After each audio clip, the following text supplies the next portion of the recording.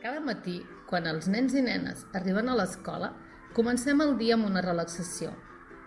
Creiem que ensenyar-los a relaxar-se els ajuda a ser conscients de les seves emocions, disminuir les seves angoixes i afavoreix el coneixement d'un mateix i, sobretot, també en millora la convivència. A mi m'agrada l'Anna perquè és molt bona persona i és el meu millor amic.